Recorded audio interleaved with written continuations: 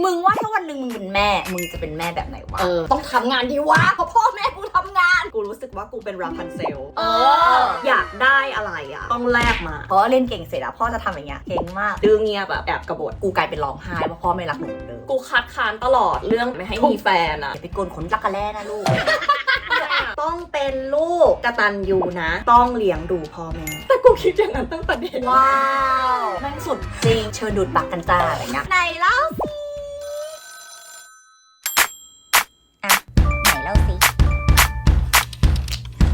ไหนเล่าสิ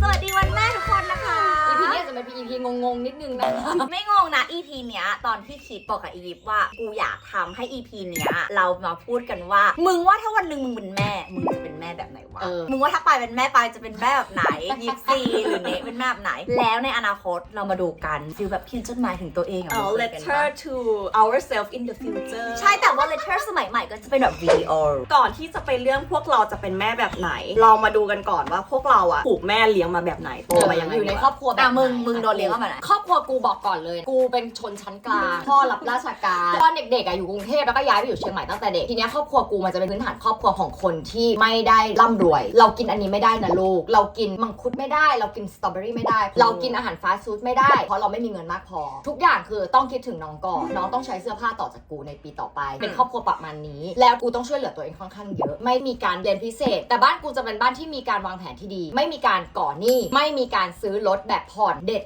ขาดเพราะว่าเขารู้สึกว่าแค่ปัจจุบันที่เขาต้องให้พวกกูมันก็มากพอแล้วเรียกว่าอยู่แบบพอเพียงมากๆอยู่แบบอันนี้กินไม่ได้นะลูกแต่ว่าอะไรที่จำเป็นเช่นชุดชั้นในแม่กูต้องซื้อที่ดีที่สุดจะไม่ซื้อตามตลาดนัดให้กูให้เท่าที่จำเป็นเสื้อผ้าไม่เคยเกิน199 บาทถ้าเกินคือแพงสำหรับแม่กูจะมีชุดดีแค่1ชุดเพื่อจะไปงานวันเกิดอาม่าเป็นเด็กแบบนี้เลยที่บ้านกูมันจะมีอยู่2แบบโตมาเป็นคนประหยัดกับตอนเด็กๆกูห้ามซื้อตอนนี้กูจะซื้อยับกูเป็นเด็กที่ไม่เคยยึดติดกับแบรนด์เนมเลยตอนเด็กเพื่อนๆหุยมีกระเป๋าไอกระเป๋าแจ็คคอปอะกูไม่เคยได้ใช้กูไม่เคยใช้กระเป๋าแบรนด์เนมที่เป็นของปลอมเด็กภาคเหนือเขาจะชอบไปพม่าแล้วไปซื้อก๊อปเกต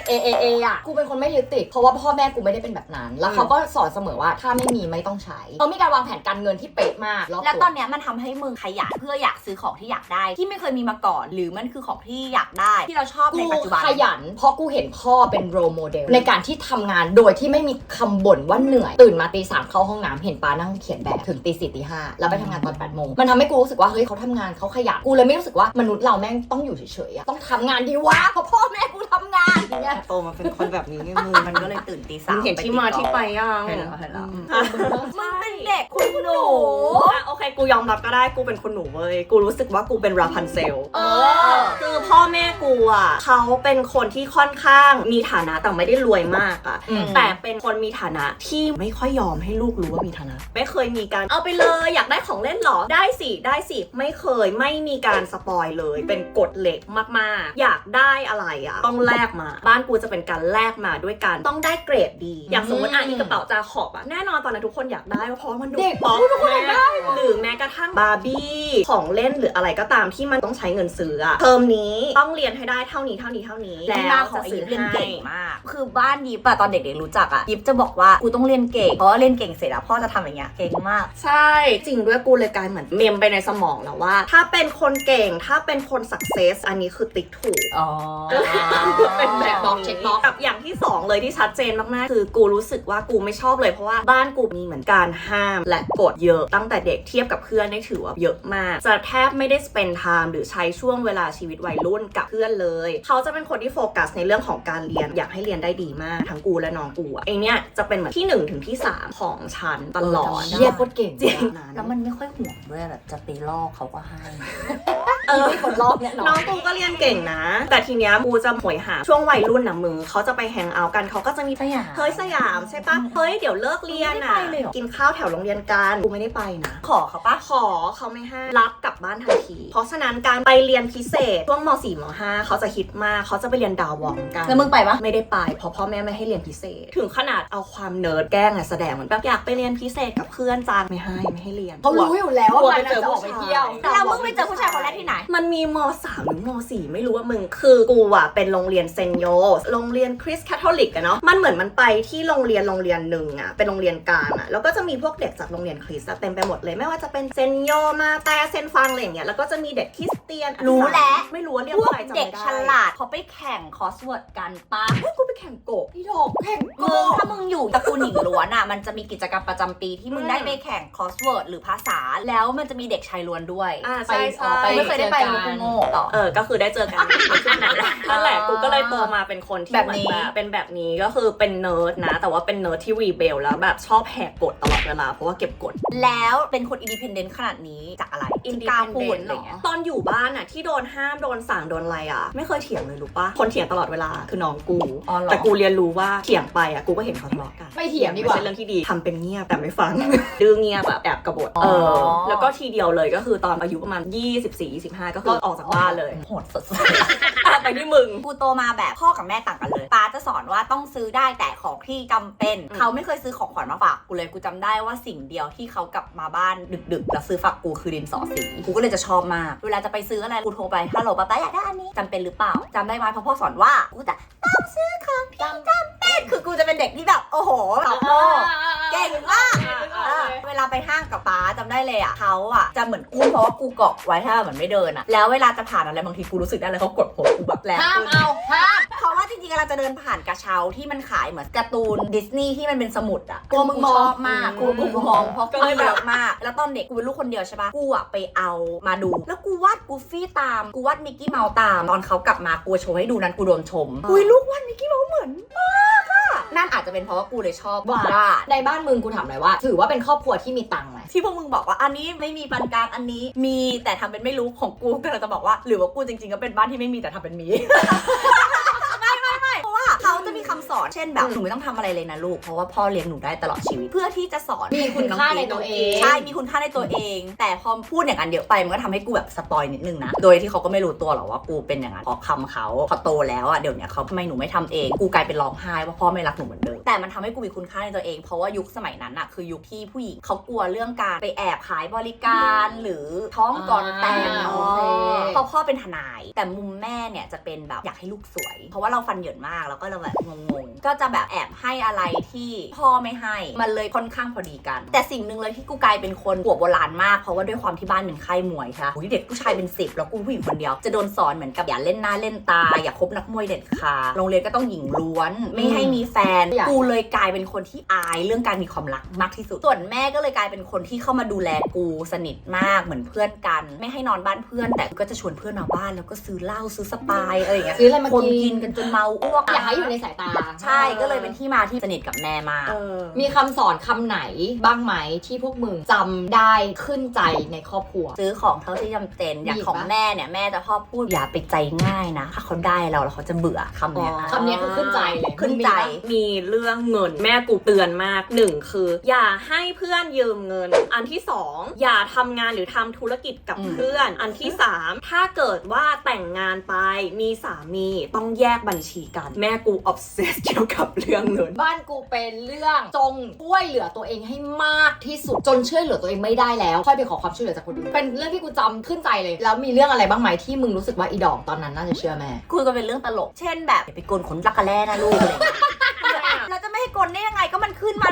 1 เส้น 2 เส้นอ่ะเขาก็ไม่บอกกูว่าต้องทำยังไงเขาก็ไม่เห็นเอาแหนมมาดึงให้กูให้ปล่อยไปกูก็โกนเสร็จโอ้โหจำได้เลยขนแข็งมากเหมือน ขน หน แข็ ว ง ด แล้ว จักรแล่เลยอ่ะ แต่ของกูน่าเป็นเรื่องแฟนที่แม่บอกว่าอย่ามีแฟนเลย แล้วตอนนั้นน่ะกูรู้สึกไม่แต่พอโตมากูรู้สึกว่าก็ดีนะถ้าเกิดว่าไม่มีตั้งแต่ตอนนั้นกูเป็นคนมีคนมาจีบตลอดเวลาเว้ยแล้วกูอ่ะไม่เคยว่างเลยทีเนี้ยมันเป็น ไม่เคยว่ากันหรอก ไม่ได้อวดนะกูเสียดายการที่ไม่ได้ spend time กับเพื่อนมากๆแล้วมึงอะมีไหมเรื่องที่รู้สึกว่า แน่นอนกูคัดค้านตลอดเรื่องไม่ให้มีแฟนอะตอนวัยรุ่นอะมึงกูว่ามันก็ฮอร์โมนแหละมันไม่ได้เป็นเรื่องเซ็กส์นะแต่เป็นเรื่องแบบอยากมีแฟน อยากโทรคุย แบบช่วงจีบกันมัน แล้วมึ ควาง ไม่agree เหรอว่าเอาจริงๆว่าสำหรับเด็กบางคนมันก็ distract จนเสียคนแบบ ไม่เพราะว่าตอนกูมีแฟนอะกูก็เพอร์ฟอร์มได้เหมือนเดิมไม่ถึงเดทกูอะเข้าใจปะ อะไร ความมีอะไรวะ เพอร์ฟอร์มหมายถึงทางด้าน การเรีย การ น เรียนก็ไม่เสีย โอเคงั้น2 คนนี้ก็รู้สึกเหมือนกับว่า ถ้าเกิดมีแฟนแล้วคุณยังเพอร์ฟอร์มและมีความรับผิดชอบ ก็จงลดหย่อนด้วยได้บ้าง แน่นอนเราต้องมาทำค ความเข้าใจก่อนว่าทำไมแม่ถึงชอบห้ามอย่าเพิ่งมีแฟนนะเอาไว้ค่อยไปมีตอนมหาลัยแม่กูบอกว่าเอาจริงๆโอกาสที่ผู้หญิงกับผู้ชายเวลาเป็นแฟนกันตอนเด็กอะความยับยั้งชั่งใจในเรื่องของเซ็กส์เนี่ยมันน้อยมันยังไม่รู้ถึงผลในอนาคตสมมติถ้ากูท้องตอนกูอยู่ม.5 แปลว่ากูจะไม่ได้เข้ามหาลัยพร้อมเพื่อนหรือกูอาจจะหมดโอกาสในการเข้ามหาลัยเลยมองใน long term สมมติว่ากูไม่ได้เรียนมหาลัยโอกาสทางการทำงานและชีวิตในอนาคต ก็น้อยกว่าคนอื่นไปอีก มันก็จะน้อยกว่าคนอื่น ของกูไม่ให้มีแฟนเพราะว่ามันยังไม่เหมาะสมแต่เขาจะสอนแปลกๆในมือป้าแบบแต่ว่าถ้าเกิดเผลอท้องอ่ะไม่ต้องเอาออกนะเพราะพ่อช่วยเลี้ยงได้คืออะไรประหลาดอ่ะกูสอนคำนี้เหมือนกันเลยเว้ย ของกูมันคืออย่าเพิ่งมีคือไม่ดีไม่ควรอย่างเงี้ยเก็ตปะ ไม่ แล้วกู อธิ ก็ บาย แบบแน่นอนอีนี่ก็ เด็กลอจิ นิ่ ก ง อะ นิ่งแล้วก็แบบแล้วก็ไปมีแฟนสิเพราะว่ากูรู้สึกว่ามันทำไมอ่ะแม่กูก็ไม่ได้คุยเซ็กส์ทอล์กหรือเพศสัมพันธ์หรือมันจะหลีดทูการท้องอะไรกับกูเลยกูก็เลย งั้นอธิบายสำคัญ สำคัญกูก็ดันไปมีแฟนคนแรกตอนม.3 มีเซ็กส์ครั้งแรกก็ประมาณ16-17ก็ประมาณม.4 กับม.5 พอเขารู้เสร็จปุ๊บเขารู้ด้วยเหรอ เขาเจอเขาจับได้ที่บ้านไง จับได้ตอนอายุประมาณ17ที่เขารู้ว่ากูเฮ้ยเสียเวอร์จินแล้วจากนั้นนะกูก็เหมือนปลดล็อกบางอย่างในตัวกูเองกูก็ไปไกลเลยแล้วเขาก็ไม่ห้ามเหมือนเดิมแล้วหรอเขาก็ห้ามไปเลยกูก็ทะเลาะกับเขาช่วงนั้นนะหนักมากเหมือนเขายิ่งห้ามอ่ะกูก็จะเงียบๆสนิกกี้ไปอ่ะแล้วสุดท้ายเปลี่ยนแฟนอีกแล้วกับแฟนทุกคนช่วงนั้นคือกู explore the world มากมึงเข้าใจปะมีวันหนึ่งแบบทะเลาะกันแรงมากกับแม่เนี่ยแหละเขาคงเหลือทนกับอีเด็กคนนี้แล้วคือเขาพยายามจะสอนกูว่าการที่กูไปมีอะไรกับคนอื่นนะมันเป็นเหมือนกูเสียตัวเสียเปรียบโอเคเหรอกลายเป็นคนแบบนี้กลายเป็นคนฟรีเซ็กซ์กูจำประโยคนี้ได้เลยแล้วตอนนั้นนะกูบอกว่าใช่ซีโอเคกับการฟรีเซ็กซ์ซีไม่รู้สึกว่าซีเสียเปรียบกูรู้สึกอย่างนั้นจริง เน้นตั้งแต่19-20แปลว่าในยุคนั้นนะคะเพราะในยุคเนี้ยกูไม่แปลกใจนะตอนเนี้ยใช่มึงได้กูได้ใช่ปะแต่เมื่อก่อนไม่นะแต่กูคิดอย่างนั้นตั้งแต่เด็กว้าวมันสุดจริงเขาก็คงช็อกไปเลยอะมึงคิดถึงตอนนี้ก็สงสารขอโทษนะมาที่พูดแบบนั้นกูมีความอัดอั้นคือในฐานะที่กูอะเป็นลูกคนจีนเขาจะมีความปลูกฝังซึ่งเป็นคำสอนที่กูฟังแล้วกูรู้สึกไม่เห็นด้วยและจะไม่สอนลูกตัวเองแน่ๆว่าต้องเป็นลูกกตัญญูนะต้องเลี้ยงดูพ่อแม่เราว่าทุกบ้านสอนแบบนี้คนสมัยใหม่อ่ะกลายเป็นคิดว่าทำไมต้องให้ลูกกตัญญูหรอเลี้ยงลูกมาเพื่อให้เขามาหาเงินให้หรอหรือทำไมจะต้องทำงานแล้วแบ่งเงินให้พ่อแม่โดยที่มันเป็นคำว่าต้องแต่ไม่ใช่ความว่าสมัครใจอย่างกูอ่ะกูเป็นคนที่เหมือนจำแล้วเหมือนฝังไปในตัวกูเลยว่าเฮ้ยถ้าเราทำกิริยาหรือทำแอคชั่นอะไรบางอย่างที่มันไม่ใช่ไปทางกตัญญูอ่ะมึงคือคนเลวมันเป็นการวัดคุณค่าความเป็นคนของมึงได้เหมือนกันนะกูเจอมาแล้วกูรู้สึกว่าไม่เห็นด้วยกูว่ามันเป็นวัฒนธรรมความติดค้างกันนะกูว่า mindset แม่งต้องเลิกตั้งแต่ตอนที่จะมีลูกเลยเว้ยเพราะว่ามึงการที่บอกว่าฝรั่งแม่ง independent ออกบ้านไม่แคร์พ่อไม่แคร์แม่เอาจริงๆตอนฝรั่งแม่งมีลูกเล็กอะแม่งติดยิ่งกว่าคนเอเชียกันนะเว้ยโอ้ my god my baby แบบติดรักห่วงไม่ได้ต่างกับเอเชียเลยแต่เขามี mindset กันที่ work out อย่างนั้นจริงๆแล้วว่าแบบโอเค18อยู่ออกนะอยู่ต้องพยายามมีชีวิตนะอยู่ต้องหาเงินเองนะบ้านเราเหมือนเป็นประเภทเขาก็แค่ให้แต่เขาไม่เคยพูดว่าต่อไปต้องเลี้ยงฉันนะแต่โตมามันกลายเป็นกูเองอยากที่จะให้เขากูรู้สึกว่าการที่จะให้เด็กคนหนึ่งเกิดมาเด็กมันเลือกไม่ได้ว่ามันจะอยากเกิดมาหรือเปล่าถูกปะอีนี่เกิดมาปึ้งลืมตาปุ๊บมันมีหน้าที่ละสมมติพ่อแม่กูเลี้ยงกูดีมากเลยส่งเรียนแพงสุดให้ของเล่นดีสุดมันกลายเป็นว่าอีเด็กที่ไม่รู้หาอะไรแต่ถูกเลี้ยงมาแบบจัดเต็มอ่ะยิ่งจัดเต็มยิ่งมี obligation ก็กูลงเงินไปเยอะมันไม่ใช่ investment นะเว้ยชีวิตนึงถ้าเขาบอกว่ามันก็ไม่ใช่ investment แต่ที่เสียใจคือไม่ได้เสียใจที่ไม่ให้แต่เสียใจที่ไม่มีน้ำใจเลี้ยงเด็กคนนึงมาไม่มีน้ำใจได้อย่างไรกูพูดตรงๆว่าถ้ากูจะมีลูกกูถึงไม่มีสักทีไงเพราะกูเชื่อว่าถ้ากูจะมีลูกอ่ะกูต้องพยายามไม่คาดหวังให้ได้ก่อนจริงๆเขาอาจจะไม่ต้องเลี้ยงดูแบบโหมีชีวิตที่เป็นคนแก่ที่แบบนอนบำรุงร่างตลอดเวลาก็ได้แต่ว่าต้องเป็นแบบในวันที่ฉันตายอ่ะอยู่ใกล้ๆมาอยู่ข้างๆหน่อยได้ไหมมันคงเป็นคำนี้มากกว่าในความรู้สึกกูนะเพราะว่าถ้าเราแก่เราอาจจะคิดแบบไม่ต้องห่วงนะคะมันไปชีวิตแม่ออนอยู่กับเนตตลอดค่ะ ถ้าตอนเนี้ยถ้าพวกเราเป็นแม่มึงจะเป็นแม่แบบไหนคือมันมีทั้งข้อดีข้อเสียเว้ยคือทุกคนก็อยากเป็นแม่แบบแม่ออนใช่ปะแล้วก็ทุกพวกกูโชคดีจากที่มีแม่แบบแม่ออนแต่มันก็จะมีจุดนึงที่หรือกูจะปล่อยให้ลูกกูเป็นอิสระได้กว่ากูแต่กูจะพูดอย่างนั้นก็ไม่เชิงเพราะว่ากูก็ค่อนข้างเป็นอิสระปะมึงเป็นอิสระมากแล้วแหละเป็นอิสระแต่ลึกๆแล้วอ่ะกูจะรู้สึกว่ากูห่วงแม่ตลอดเวลากูอ่ะเพิ่งมารู้ด้วยตัวเองว่าจริงๆไม่ใช่แค่เขาติดกูเว้ยกูติดเขาใช่มึงเพิ่งรู้เหรอพวกกูยังรู้เลยเอาเหรอมึงรู้มานานแล้วเหรอรู้นานแล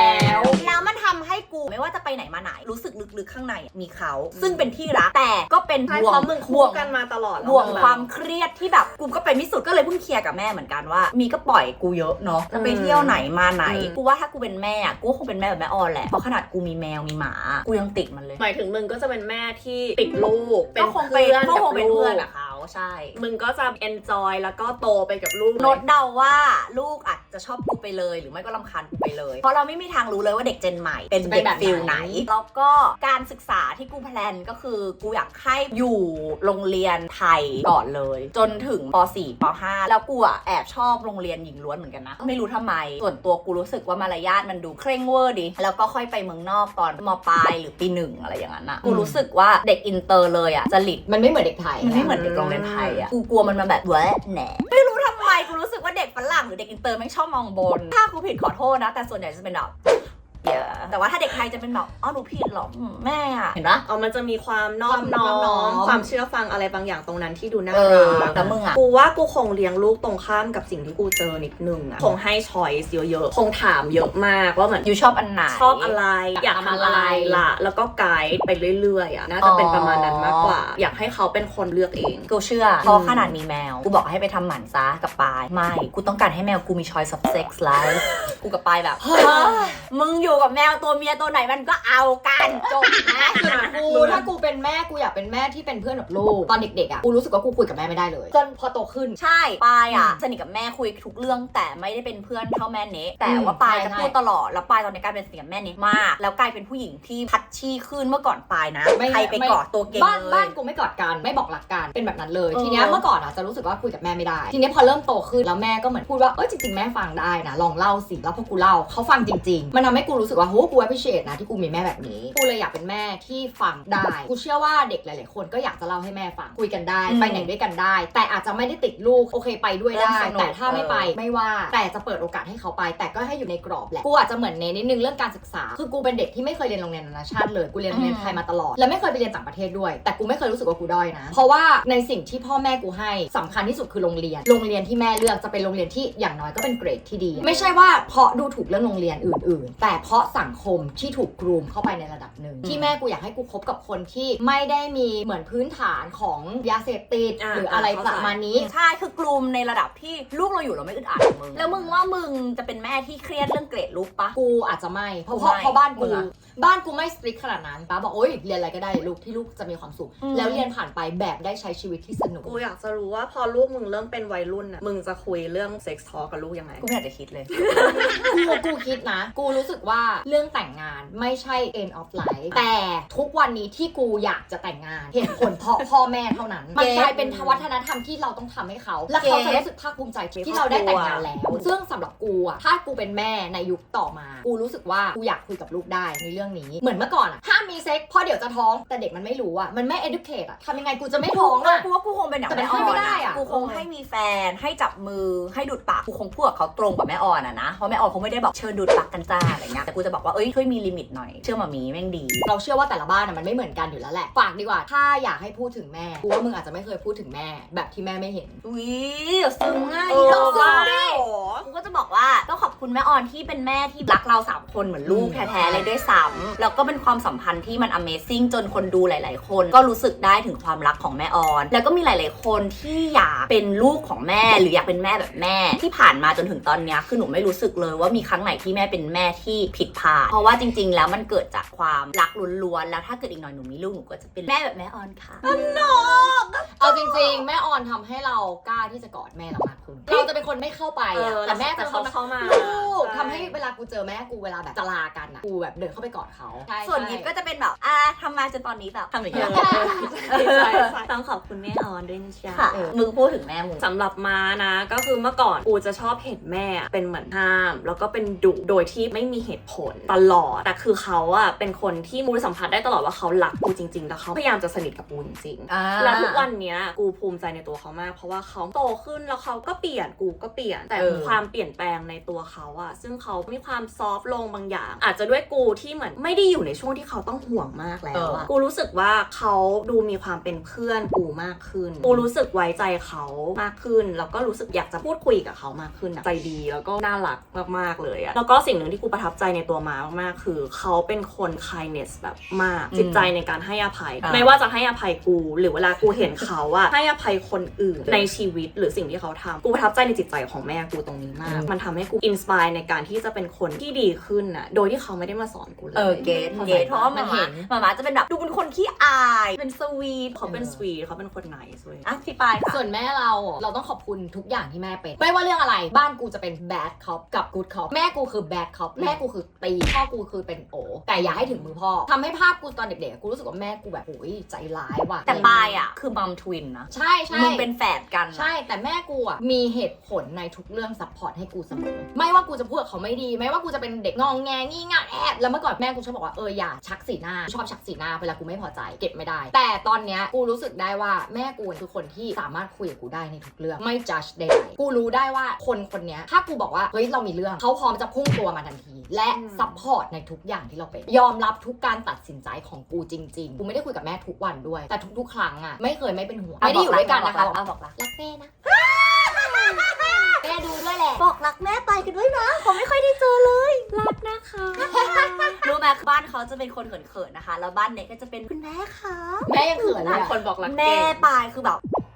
เป็นเขิน คนหน้าไม่ถูก แม่กูก็ขี้เขิน เนว่านะทุกๆการกระทำของแม่และลูกอ่ะมันมีเหตุผลของมันเสมอดูจริตดูนิสัยของบ้านเราลองอธิบายดู แต่บางทีเด็กบางคนอ่ะรู้สึกว่าอธิบายแต่มันอาจจะคัมเอาท์เหมือนเถียง ก็ดูความพอดีในตรงนั้นด้วย แต่ละบ้านมันไม่เหมือนกันนะคะ เราเห็นประโยคที่ลงแชร์ในอินเทอร์เน็ตเยอะมากเช่นครอบครัวไม่ใช่เซฟโซนเราไม่จัดเลย แต่เราก็อยากให้พ่อแม่บางคนลองเปิดใจที่จะฟังแล้วให้คำปรึกษาของพ่อแม่ เรารู้สึกว่ามันเป็นคำปรึกษาที่ดีที่สุด EP นี้เนี่ยเลยอยากให้ทุกคนอ่ะมาพิมพ์ข้างล่างว่าถ้าเราเลือกได้เราอยากให้แม่กับพ่อเราเข้าใจเราเรื่องอะไรมากที่สุดเขาไม่เก็ตเรื่องอะไรที่สุดถ้าอยากบอกเขาได้อยากให้เขาเก็ตอะไรพิมพ์กันลงมานะแล้วเดี๋ยวเรามาทำ EP หน้ากันว่าจริง ๆ แล้วความต้องการของเด็กในปัจจุบันอ่ะอีเวนยุคพวกเราก็ได้นะอึดอัดใจเรื่องอะไรแล้วถ้าเราเปลี่ยนได้อ่ะมันคือเรื่องอะไรวะที่ผู้ใหญ่น่าจะได้ยิน โตมาเราอาจจะเป็นพ่อแม่ที่เด็กอยากได้ก็ได้ใครจะไปรู้ จริง